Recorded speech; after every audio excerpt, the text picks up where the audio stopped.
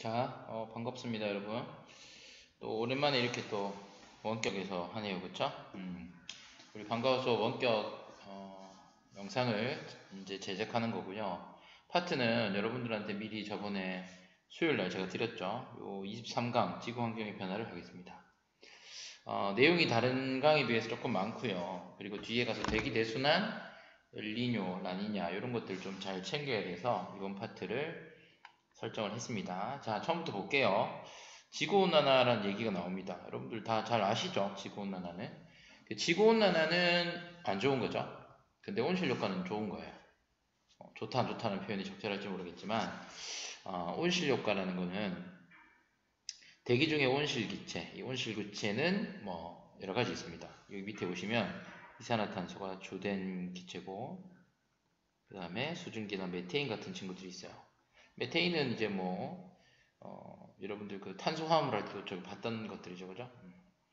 이런 온실 기체가 여기 오른쪽을 보시면 태양 복사 에너지는 통과시키는데 지구 복사 에너지가 다시 이제 지구 지표면이 다시 반사시키는 에너지를 일부를 이렇게 다시 흡수해요. 그래서 지구 복사 에너지 제가 이라고 쓸게요.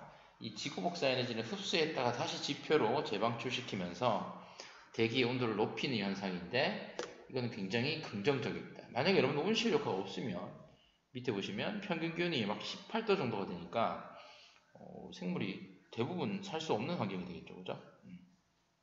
자, 근데 이제 이 지구 온난화는 안 좋은 거예요. 얘는 인간 활동에 의한 뭐뭐 사용 증가로 여러분들 화석연료겠죠? 자, 화석연료는 석탄, 석유, 천연, 가스 등을 얘기하는데 화석연료에 탄소랑 수소가 많아요. 그래서 이 탄소와 수소를 연소시키다 보면 이산화탄소와 수증기가 자주 발생합니다. 그럼 이것들이 온실기체죠. 그렇죠? 그래서 이런 화석연료의 사용 증가로 대기 중에 이산화탄소가 너무 많아져서 그래서 온실효과가 너무 심하게 되는, 그렇죠? 그래서 결국 지구온난화가 일어난다는 뜻입니다. 그래서 여러분들이 지구온난화와 온실효과는 구분하셔야 됩니다. 온실효과는 긍정적인 요소지만 인간의 활동에 의해서 화석연료를 너무 많이 써가지고 탄소가 이 생태계 내에서 적절하게 순환하지 못하고 대기 중에 자꾸 탄소가 많아지는, 그래서 이산화탄소가 많아져서 온실효과가 너무 심해지는 것을 지구온난화라고 합니다. 여기까지 됐나요? 오케이. 자, 그러면 지구온난화의 영향을 한번 보겠습니다. 자, 지구온난화가 이제 이 현상이기 때문에 첫 번째는 해수의 열 팽창 그리고 빙하가 녹아서 해수면의 높이가 상승해요. 그죠? 높이가 상승하는 이런 영향이 있습니다. 그리고 두 번째는 폭우, 홍수, 태풍, 가뭄 등 이상기후가 발생합니다. 여러분들 영화 인터스텔라 보셨나요? 인터스텔라 첫 장면 기억하세요 혹시? 강력한 그 모래바람이 막 불어가지고 그 집에 완전히 모래가 막 뒤덮이고 그게 굉장히 익숙하다는 듯 그 주인공이랑 딸이랑 막 이렇게 숨고 하는 장면이 나왔죠. 그래서 지금같이 이렇게 지구온난화가 계속 심해지고 하면 영화에서 봤던 그런 장면들이 우리 일상이 될 수도 있다는 생각도 해봐요. 자, 그 다음 세 번째는 해수면 상승으로 서식지가 줄어들고 생활공간 및 농작물 수확량이 감소하다 보면 이제 우리 인간에도 굉장히 많이 피해가 오겠죠. 그래서 일단 큰 범위에서 생태계 혼란 그리고 농작물 수확량이 감소해서 굉장히 우리에게 안 좋은 영향들을 줍니다. 그래서 지구온난화 때문에 이런 영향이 생길 수 있다는 것을 한번 정리를 해 두시고, 자, 그 다음 밑에 자료가 나오는데요. 요런 자료 한번 보시면 한반도와 지구 전체 기후의 변화 경향성을 얘기하는 건데 지금 지구 전체가 빨간색이고 한반도, 이렇게 안면도를 기준으로 이렇게 데이터를 수집했던 것 같아요. 그래서 요 그림 보시면 연도가 올라갈수록 그죠? 이산화탄소의 농도가 높아졌다 낮아졌다를 반복하지만 전체적인 패턴은 계속 증가하고 있다는 게 보입니다. 그죠? 그리고 오른쪽에 연평균 기온도 마찬가지입니다. 앞에서 했듯이 대기 중에 있는 이산화탄소가 높아지면 온실효과가 강해져서 지구온난화 현상이 생기니까 전 지구의 평균 기온, 그리고 서울 같은 경우 도심지는 또 더 심하겠죠, 그죠? 도시 열섬 효과나 이런 것도 있기 때문에 연평균 기온이 점점 증가하는 패턴을 보입니다. 그래서 이 한반도도 전 지구적인 지구온난화 영향을 받고 있다고 볼 수 있다는 거죠. 됐죠? 그리고 특히나 여기 보시면 이제 이런 주기성이 나타났는데요. 여기 보시면 특히나 겨울철에 많이 증가하겠죠. 왜냐하면 겨울철에 특히나 우리가 난방 때문에 화석연료를 더 많이 써요. 여러분들 집에서 보일러 켜는 게 전부 다 그냥 켜는 게 아니에요. 여러분들 다 우리 천연가스, 그죠? 아파트는 LNG 도시가스가 다 공급돼서 이제 그걸로 가스 보일러 돌려가지고 데워가지고 따뜻하게 하는 거니까 화석연료를 많이 쓴다는 거지. 자, 전체적으로는 모두 증가하는 추세라는 것을 알 수 있습니다. 자, 넘어갈게요. 자, 두 번째는 지구온난화가 우리나라에 미치는 영향인데요. 자, 여러분들 뭐 들어보셨겠지만 뭐 아열대 기후다 이런 말 들어보셨을 거예요. 그쵸? 네, 우리나라는 원래 보통 온대 기후에 속하죠. 위도를 봤을 때.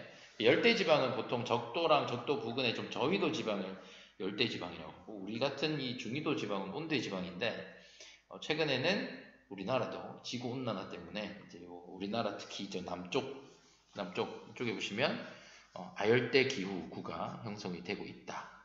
그래서 이제는 뭐 우리나라도 제주도에서 바나나를 키울 수 있니? 뭐 그런 것들 아마 들어보셨을 겁니다. 그렇죠? 그래서 농작물의 재배지가 자꾸 북상하는. 원래 이제 대구, 경산 이런 쪽에 경산, 사과 되게 유명하잖아요. 이런 것들이 점점 올라간다. 올라간다는 것 자체가 더워지니까, 그렇죠? 자꾸 밑지방보다 상대적으로 조금 춥잖아요, 그렇죠? 그리고 여름이 점점 길어진다. 자료를 보시면 2001년에서 2010년에 이 정도인데 한 70년 정도 지나면 이만큼 길어질 것이다. 여름 1년 중에 여름 날짜가 150일이나 되는 이런 일이 일어날 수 있다라는 그런 추측하는 데이터인 것 같고, 아까 말씀드렸던 아열대 기후 지역도 점점 확대되고 있다. 그래서 이런 지구 온난화가 우리나라에도 굉장히 영향을 많이 미친다는 겁니다. 자, 밑에 볼게요. 봄꽃 개화 시기의 변화. 산수유, 진달래, 개나리, 벚꽃 등이 점점점 개화라는 건 꽃이 핀다는 거죠. 꽃 피는 시기가 점점 빨라질 것이고, 해수면도 계속 점점 높이가 상승하고 있다는 것을 볼 수 있습니다. 자, 그러면 이러한 지구온난화를 해결하기 위해서 우리가 어떤 노력을 해야 되느냐. 자, 결국은 화석연료의 사용량을 줄여가지고 이산화탄소, 그죠? 그래서 좀 더 확대해서 온실기체 발생량을 줄여야 됩니다. 그리고 이런 온실기체가 발생하지 않는 신재생에너지, 이런 것들을 개발해서 써야 된다. 사실 여러분들 요즘 자동차도 보면 기존의 내연기관, 가솔린이나 디젤로 가는 그런 자동차에서 하이브리드 해가지고 섞어서 전기랑 내연기관 섞어서 하다가 요새는 완전히 그냥 전기차, 그리고 수소차 이런 것들이 이제 점점 보급이 되고 있고, 앞으로 여러분들이 이제 커가지고 운전을 하고 다니고 하는 한 10년 정도 지나면 지금보다 훨씬 더 전기차가 많이 보급되지 않을까. 전기차는 어쨌든 화석연료에 대한 그런 온실기체, 매연가스나 이런 것들이 안 나오잖아요. 그렇죠? 자, 이제 두 번째 파트로 갑니다. 대기 해수와 순환과 기후변화입니다. 자, 대기와 해수의 순환, 요거는 여러분들 중학교 때 한번 살짝 맛을 봤지 싶은데, 대기 대순환이라 가지고 지구가 전체적으로 어떤 이런 대기의 순환이 있다는 것을 얘기하는 건데요. 자, 대기의 크고 작은 규모의 순환 중에서 지구 전체 규모의 순환, 물론 뭐 지구의 각각의 또 어떤 작은 어떤 뭐라 그래야 될까, 그런 순환들이 있겠지만, 여기서 말하는 대기 대순환은 지구 전체적인 수준에서의 순환을 의미합니다. 자, 두 가지 요인이 있어요. 이렇게 대기 대순환이 발생하는 두 가지 요인이 있는데, 첫 번째는 위도에 따른 에너지 불균형입니다. 불균형과 그 다음에 지구의 자전, 이 두 가지 요인을 여러분들 반드시 기억하셔야 됩니다. 자, 그러면 위도에 따른 에너지 불균형, 요 얘기를 잠깐 보면요. 여러분들 이런 거 보신 적 있죠, 밑에? 일단은 빛이 이렇게 직진한다고 가정을 하고요. 이제 북반구의 어떤 이 4분의 1 면적을 나타낸 그림인데, 여기 있는 저위도, 여러분들 여기가 저위도잖아요. 저위도. 여기가 이제 중위도, 고위도 이렇게 돼 있죠. 그럼 저위도 지역은 어떻게 보면 햇빛이 자기 머리 위에서 이렇게 완전히 그냥 직방으로 내쬐낸다고 보시면 돼요. 그쵸? 그리고 얘는 약간 비스듬하고 고이도는 엄청 비스듬하게 들어오죠. 그럼 얘 같은 경우는 어떤 단위 면적, 즉 같은 면적을 고려했을 때는 얘는 엄청나게 많은 에너지를 동시에 받고 있고, 왜냐면 요만큼밖에 안 오니까. 근데 얘는 이만큼 비스듬하게 가니까 얘랑 같은 면적을 본다면 에너지는 얘가 훨씬 많은 거죠. 이해되세요? 그래서 이걸 단위 면적당, 우리가 단위라는 말이 붙으면 통일시킨다는 겁니다. 같은 면적. 뭐 1이면 1. 그죠? 보통 우리 뭐 숫자 계산할 때 1을 많이 대입하는데, 단위 면적이란 말은 같은 면적당 입사하는 태양 복사 에너지 양이 저위도, 중위도, 고위도잖아요. 그쵸? 단위 면적당 입사하는 태양 복사 에너지 양이 저위도가 제일 많고, 그 다음 중위도, 고위도 갈수록 적기 때문에, 그래서 지구는 전체적으로 보면 에너지는 불균형이에요. 왜? 저위도 쪽은 이렇게 에너지를 많이 받으니까 에너지가 남겠죠. 그리고 고위도는 에너지가 부족해요. 그러면 만약에 이러한 불균형이 해소가 되지 않는다라고 한다면 여러분들 매년 아프리카 지역은 더워질 것이고, 물론 우리가 앞에 얘기했던 그 지구온난화 영향 말고 말이죠. 아주 자연스러운 상황에서도 적도 지방은 계속 더워지고 극지방은 계속 추워지는데 그렇지 않거든요. 지구 연평균 기온은 거의 비슷합니다. 자, 그러면 왜 그러냐면 이런 어떤 위도별로의 어떤 에너지 불균형을 여기 보이는 대기, 바람과 해수, 바다가 순환하면서 그 에너지를 균형 있게 전달해요. 그래서 이 많은 지역에서 적은 지역으로 에너지를 좀 줍니다. 그래서 그 밸런스가 맞아지는 거거든요. 그 중에서 지금 우리는 대기에 초점을 맞춰서 보는 거예요. 자, 그러면 아시겠어요? 자, 갑니다. 대기대순환은 여러분들 위도가 0도인 적도, 그쵸? 얘를 중심으로 북반구와 남반구가 무조건 대칭입니다. 대칭. 그래서 위에랑 밑에 중에 한쪽만 보시면 나머지 쪽도 충분히 이제 대칭이니까 데칼코마니처럼 이렇게 접으면 똑같아요. 그렇겠죠? 자, 그래서 보시면 되는데 이 위에 북반구를 기준으로 할게요. 우리나라 북반구 있으니까. 순환이 3개 나옵니다. 찾으셨어요? 자, 일단 이 좀 저위도 지역, 적도에서 한 위도 30도 정도 요 사이를 헤들리 순환이라고 하고, 그 다음 30에서 60도 사이 중위도 지역, 그 다음에 고위도 지역 60에서 90을 극순환, 이렇게 3가지 순환이 있어요. 그럼 이렇게 3가지 순환이 있는 게 사실은 지구의 자전 때문이거든요. 만약에 지구가 자전하지 않는다면 북반구에 어떤 큰 순환 하나, 남반구 큰 순환 하나 이렇게 있을 것인데, 지구가 자전을 하기 때문에 북반구만 해도 3개의 어떤 이런 순환이 발생한다는 거지. 됐니? 자, 그러면 하나씩 볼게요. 자, 이걸 여러분 잘 보셔야 됩니다. 이거. 자, 먼저 헤들리 순환부터 해볼게요. 헤들리 순환은 적도 지방에서 가열된 공기, 이 가열된 공기. 그래서 우리가 뭐 열대류 이런 말도 쓰는데요. 이 가열된 공기가 위로 상승해요. 자, 위로 쭉 상승하는데 상승하다가 위도 한 30도 부근에서 다시 이렇게 하강하는 거죠. 이 눈에 보이시죠? 쭉 이 가열된 공기. 왜 가열돼요? 아까 얘기했잖아. 단위 면적당 받는 태양 복사 에너지가 많다 보니까 가열된 공기가, 우리 뜨거운 공기는 위로 올라가죠? 찬 공기는 내려오고.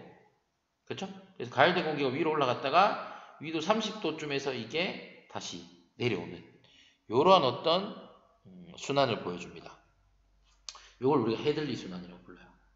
그래서 이런 순환 때문에 여러분들 무역풍이 형성이 됩니다. 무역풍.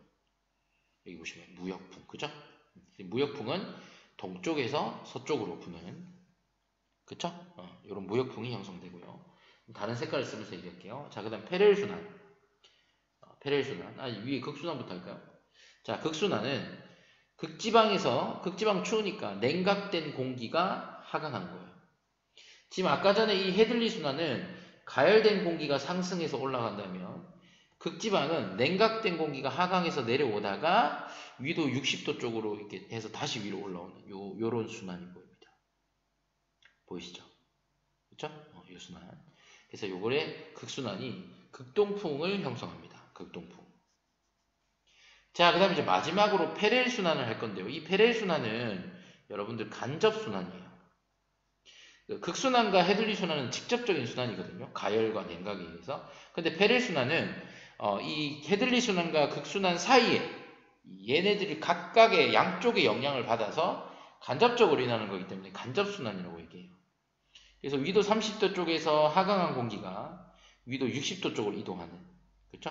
요런, 그래서 요렇게 큰 규모의 순환을 이루는, 그리고 이것 때문에 편서풍 영향을, 우리나라도 편서풍 영향을 받잖아요. 그죠? 그래서 중국에서 황사 이거 다 우리로 넘어오는 거잖아. 그치? 요런 영향들, 요거를 페렐 순환이라고 합니다. 그래서 여러분들 요 세 가지 순환을 각각 위치별로 구분하셔야 되겠습니다. 요런 그림 같은 것들 여러분들 잘 보시고 충분히 해낼 수 있어야 돼요. 북반구를 기준으로 했습니다. 됐죠? 오케이. 자, 그 다음에 넘어가서 아까 전에 말씀드린 것처럼 요 위도에 따른 복사에너지 양의 분포를 얘기했는데 어쨌든 태양은 지구는 위도별로 에너지 불균형 상태를 그랬어. 그래서 지금 하고 있는 대기 그리고 해수의 순환 아마 지구가 여러분 배울 겁니다 아마. 그리고 대기와 해수의 순환에 의해서 저위도에 남는 에너지가 고위도로 이동을 시켜주는, 대기가 대순환하는, 그리고 해수도 여러분 지구 전체적으로 표층순환, 우리 밑에 여기 표층순환 볼 거예요. 그 다음에 심층순환 하는 것도 있어요. 그러니까 이런 어떤 순환에 의해서 지구 전체적으로 에너지 불균형을 좀 해소해주는 그런 역할. 그래서 지구가 전체적으로는 에너지 평형을 이룬다 이 말입니다. 그래서 위도별로 봤을 때는 불균형이지만 전체적으로 봤을 때는 이 대기와 해수의 역할로 평형을 이룬다 그런 얘기고요. 자, 그러면 앞에서 이제 대기를 했으니까 이번에는 해수에 대한 얘기를 좀 해보겠습니다. 자, 해수의 표층순환인데요. 자, 좀 전에 보셨던 그 대기순환 때문에 바람, 아까 무역풍, 편서풍, 극동풍 순서대로 보죠. 이런 바람이 해수의 표면에서 연속적으로 불 때 만들어진 그러한 이제 해류의 해류. 근데 이제 표면의 해류니까 우리가 표층 해류라고 합니다. 그죠? 일단 이 바닷물의 흐름에 바람이 대기가 영향을 미친다는 겁니다. 그렇죠? 마찬가지 저위도의 에너지가 고위도로 가면서 에너지 불균형을 해소한다 나오고. 자, 여러분들 이제 이런 그림 보면 이제 굉장히 복잡해요. 머리가 아파. 근데 여기도 나름의 규칙이 있습니다. 그 규칙만 좀 여러분들이 잘 보시면 어렵지 않아요. 자, 한번 해볼게요. 여러분들 먼저 여기 옆에 이제 대기 그림, 대기 대순환 나와 있는데요. 무역풍 있죠, 무역풍. 제가 색깔을 좀 다르게 한번 해보겠습니다. 자, 일단은 그 무역풍 빨간색 컬러로 한번 해볼게요. 자, 여기 무역풍의 영향을 받는 바람이 뭐냐 하면 동에서 서죠. 지금 요거 있죠, 요거 보이세요? 요거 북쪽도 해류, 요거 너무 굵다. 자, 그 다음에 여기 보시면 또 북쪽도 해류 보이세요? 이쪽으로 가는 거. 그 다음에 북쪽도 해류 보이시죠? 이쪽으로 가는 거. 이 공통이죠. 동쪽에서 서쪽으로. 그리고 바운더리가 0에서 30도 이내니까 무역풍 영향을 받는 거야. 북반구니까 북동 무역풍이야. 그럼 남반구는 뭐겠니? 남동 무역풍이야. 그럼 얘는 무슨 해류하면 되겠노? 북동 무역풍의 영향을 받는 게 북적도 해류니까 남동 무역풍의 영향을 받는 것은 남적도 해류예요. 보이시죠? 이쪽으로. 이쪽으로. 지금 방향이 다 어디예요? 동쪽에서 서쪽으로 가고 있습니다. 됐습니까? 자, 그래서 무역풍을 먼저 적을게요. 무역풍은 방금 보셨던 북쪽, 아이고. 형광펜 말고 펜으로. 북쪽도 해류. 그죠? 그 다음에 남적도 해류. 두 가지 발생시켜서 해수를 크게 동쪽에서 서쪽으로 이동시켜주는 영향입니다. 이런 표층 해류가 나타나고요. 자, 그 다음에 두 번째로 편서풍을 해보겠습니다. 주황색으로 해볼까요? 자, 편서풍의 영향을 받는 것을 한번 볼게요. 편서풍은 서쪽에서 동쪽이에요. 그럼 여기서 이제 편서풍의 영향을 받는 게 위에는, 이쪽에는 북대서양 해류가 있고, 그 다음에 이쪽에는 북태평양 해류가 있습니다. 이쪽으로 가는. 화살표 보이시죠? 얘도 위로 올라오고 있지만 어쨌든 서쪽에서 동쪽 방향으로 가죠. 됐습니까? 그 다음에 밑에 누가 있어요? 밑에 남극순환해류라고 있어요. 전체적으로 쭉, 그지? 편서풍의 영향을 받아서 여기는 지금 대륙이 없다 보니까 쭉 갑니다. 자, 그래서 적어볼게요. 자, 편서풍의 영향을 받는 것들 위에 봤던 북태평, 이거부터 적을까요? 북태평양 해류. 그 다음에 여기는 북대서양, 그죠? 여기 태평양, 여기 대서양이잖아. 북대서양 해류. 그 다음에 마지막 밑에 남극 순환 해류. 요 세 가지의 해류는 편서풍의 영향을 받아서 서에서 동쪽으로 이동하는 해류다. 자, 이제 이게 다예요. 이게 다인데, 그러면 선생님 여기 위에 나머지는 뭡니까? 라고 한다면 요 나머지 친구들은 제가 뭘로 해볼까요? 파란색으로 해볼까요? 파란색, 연두색으로 해볼게요.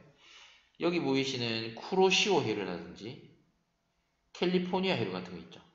요런 친구들은 이 북쪽 대륙을 가다가 대륙에 막힌 거예요. 우리나라 여기 있잖아요. 이해되십니까? 북태평양 해류 일로 가다가 막힌 거예요. 대륙에 막힌 거. 그래서 이제 동서로 흐르던 해수가 대륙에 막히면 남북으로 휘어져서 이동해요. 됐습니까? 그럼 지금 여기 보세요. 쿠로시오 해류랑 캘리포니아 해류를 보시면 쿠로시오 해류는 밑에서 위로, 캘리포니아 해류는 위에서 밑으로. 그렇죠? 되니까? 그 다음에 여기 멕시코 만류, 카나리아 해류 이런 것도 마찬가지야. 그치? 북쪽 대륙을 가다가 막혔고 북대서양 해류 가다가 막혔고 그래서 이렇게 순환하는 요 네 친구는 여러분들 전체적으로 보면 시계 방향이에요. 시계 방향. 됩니까? 북반구에서 이렇게 대륙에 막혀서 아래위로 이동하는 이런 친구들은 시계 방향으로 이동하고 있다는 게 눈에 보여요. 자, 그 다음에 이제 남반구로 한번 가볼게요. 남반구 보시면 여기 보세요. 남적도 해류 이렇게 가다가 쭉 밑으로 동오스트레일리아 해류, 그죠? 이렇게 쭉 내려가고 페루 해류, 남국순환 해류 이렇게 쭉 가고 이렇게 요 빨간색 보세요. 이렇게 가다가 대륙이 막혀서 위로 가죠. 얘도 브라질 해류 이것도 보고 벵길라 해류도 그렇고, 그렇죠? 그래서 여러분들이 지금 이런 방향을 한번 보시면 얘들은 반시계 방향이라는 걸 알 수 있습니다. 됐나요? 반시계 방향이라는 걸 여러분들이 알 수 있어요. 할 수 있겠죠? 그래서 요걸 한번 정리해서 적어볼게요. 일단 자, 동서로 흐르던 해수는 남북으로 휘어져서 남북으로 이동하며 북반구에서는 시계 방향, 그죠? 그 다음에 남반구에서는 시계 반대 방향으로 흐름이 나타나고 결국 이 위도 0도 적도를 기준으로 대칭인 그런 기준이 나타납니다. 됐습니까? 자, 그리고 여러분들 난류, 한류 이런 얘기가 있는데요. 사실 여러분들 지금 위에 그림에 빨간색으로 표시된 화살표가 전부 난류예요. 난류란 말은 따뜻한 물이라는 뜻이고 한류는 차가운 물이라는 뜻이거든요. 자, 그러면 여러분들이 이제 뭐를 생각하시면 되냐면 여기 위에 이겁니다. 아까 전에 저위도에 있는 남는 에너지를 고위도로 보내주잖아요. 자, 이해됩니까? 그러면 저위도에서 고위도 쪽으로 가는 것은 난류겠어요? 한류겠어요? 저위도에 남는 에너지가 고위도로 갈까? 저위도 쪽은 따뜻한 물일 거 아니야.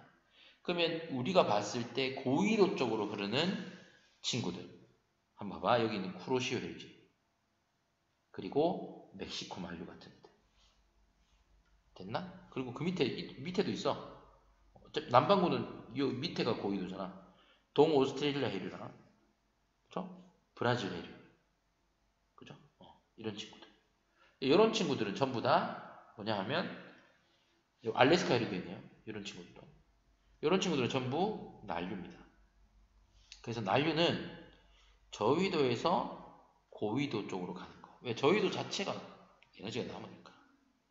그래서 수온과 염분이 높은 거죠. 됩니까? 자, 그 다음 반대로 한류는 고위도에서 저위도로 흐르는 게 한류입니다. 왜? 고위도 자체가 에너지가 부족하고 추우니까요. 그래서 여기 보시면 뭐 페루 해류 보이죠? 페루 해류라든지 벵겔라 해류, 그죠? 그 다음에 뭐 위에 있는 캘리포니아 해류 이런 것들 됐습니까? 카나리아 해류 이런 것들은 어쨌든 고위도에서 저위도로 오는 쪽이니까 수온과 염분이 낮고 용존 상소량과 영양 역류가 많은 한류가 되겠습니다. 한류. 됐어요?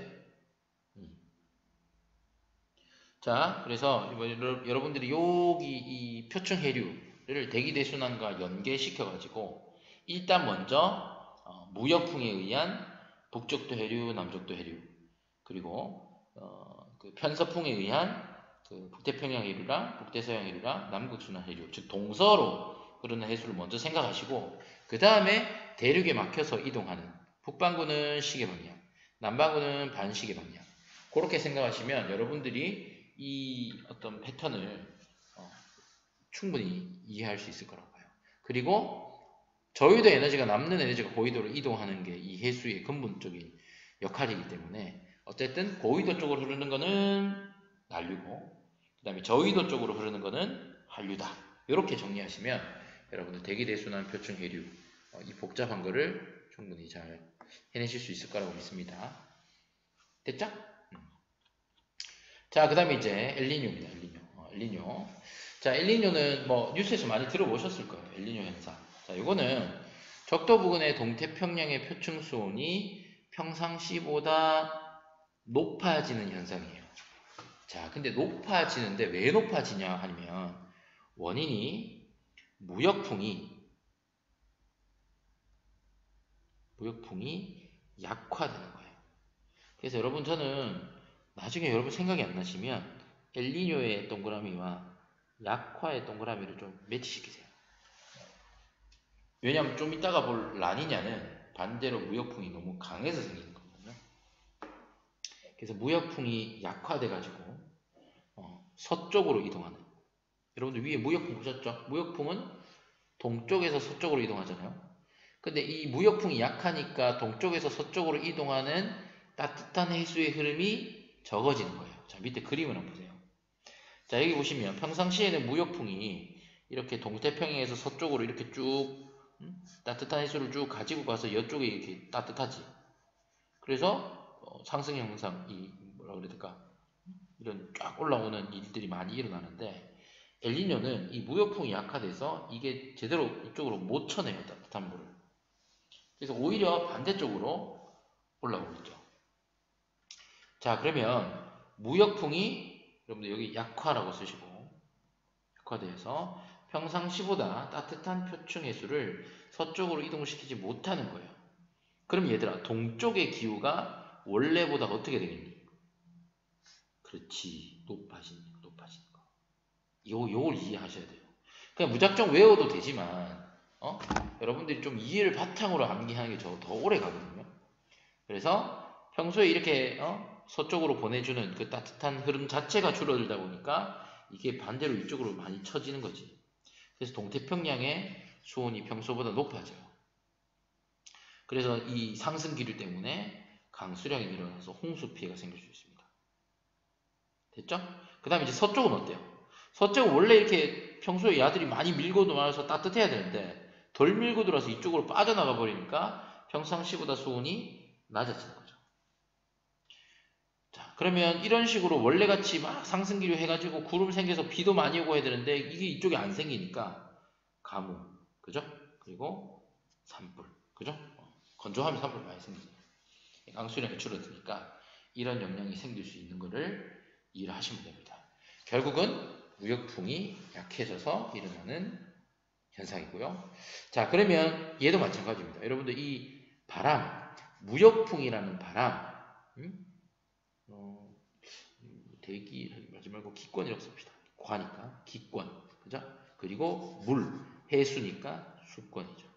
얘들의 상호작용의 한 예가 되겠습니다. 엘니뇨 할 수 있겠어요? 엘니뇨? 오케이. 자, 그 다음에 라니냐 한번 보겠습니다. 라니냐는 아까 전에 말씀드린 대로 무역풍이 오히려 강화되는 현상입니다. 그래서 적도 부근의 동태평양의 해수면 온도가 비정상적으로 어떻게 되겠습니까? 높아지겠어요? 낮아지겠어요?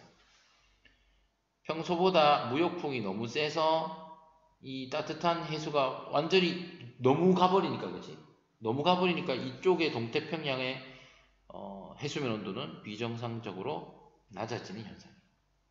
그러니까 위에 이제 엘니뇨랑 반대입니다.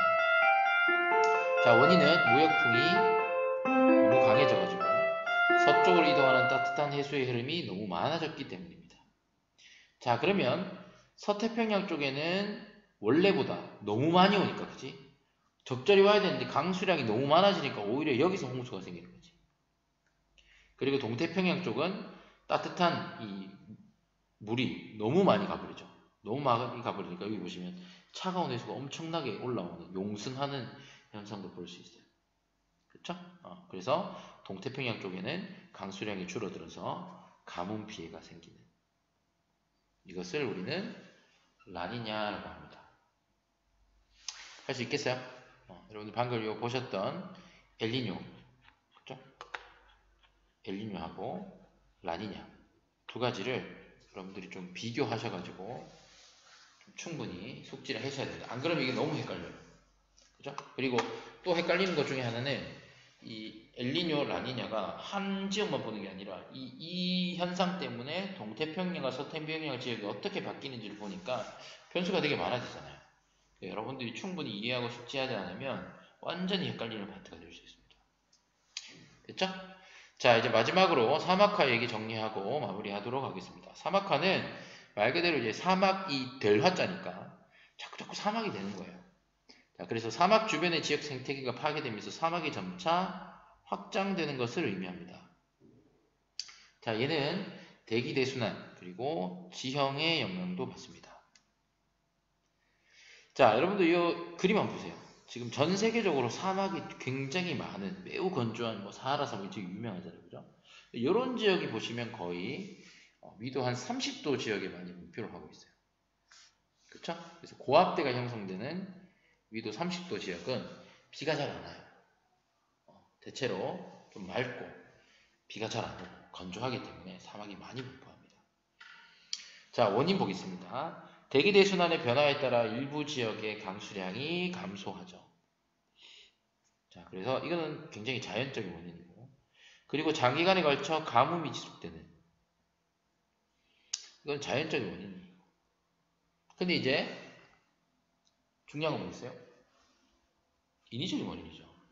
우리 인간의 어떤 그런 편의와 문명의 발달과 이런 것들 때문에 지나친 산림 벌채, 농작물 과잉 경작, 지나친 가축 방목, 이러한 어떤 인위적인 원인도 사막화에 굉장히 큰 영향을 준다는 겁니다. 자, 그럼 이 사막화가 생기면 뭐 어떻게 되느냐? 하천 수량의 감소로 용수가 부족해지고 황사 발생 빈도 세력 강해지고 경작지 줄어드니까 농작물 수확량도 감소하고, 그렇죠? 대책은 무분별한 산림 파괴 억제, 숲의 면적 확대, 그러니까 자연 상태로 좀 그렇게 놔두는 것들이 굉장히 좋겠죠. 자, 그 다음에 앞에서 했던 지구온난화도 사막화 현상에 영향을 무조건 줍니다. 계속 지구온난화가 진행돼가지고 밑에 보이시는 것처럼 온도가 자꾸 상승하면 증발량이 증가하고 강수량도 증가하고, 근데 이 강수량이 여러 군데 내리는 게 아니라 이제 편중되겠죠. 그래서 이 강수량이 증가한 지역은 홍수가 생기지만 또 줄어드는 지역은 가뭄이 더 심해지고, 그렇죠? 그래서 강수량이 감소한 지역은 또 사막화 현상이 더 가속화되는 그런 불균형을 유발할 수 있다는 거지. 자, 그럼 마지막으로 이런 미래 지구 환경 변화를 극복하기 위한 인간의 노력을 한번 보겠습니다. 자, 방안은 뭐 자원 절약이나 화석연료 대체 에너지, 신재생 에너지 개발하는 거, 온실기체 줄이는 거, 그다음 과도하게 산림 파괴 방지하는 거, 그리고 뭐 또 국가 간 협력 이런 것들이 있고요. 그럼 이러한 어떤 국제적인 협약이 있습니다. 그 중에 한 두 가지만 얘기할게요. 1997년에 교토의정서. 교토의정서. 그래서 여러분들이 연도를 보시고 교토의정서를 한번 기억을 떠올렸으면 좋겠어요. 일본에서 했겠죠, 당연히. 얘들은 이제 온실기체, 온실기체를 좀 줄이자. 뭐 이런 얘기를 좀 했습니다. 그 다음에 2015년은 프랑스 파리에서 파리 협정을 체결했어요. 그쵸? 그래서 이제 얘도 마찬가지예요. 이 뭐라 그래야 될까? 이 교토 의성서를 좀 대체하는 그런 어떤 새로운 기후 변화 협약입니다.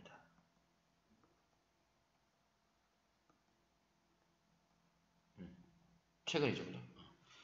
그래서 이 파리 협정에서 그 뭐라 해야 될까? 온실기체, 우리 CO2, 그래서 이제 저탄소 이거를 약간 의무적으로 부과했어요. 그 자료에 보면 195개국이라고 돼 있거든요. 195개국에 전부 다 온실기체, 야 너희 무조건 줄여.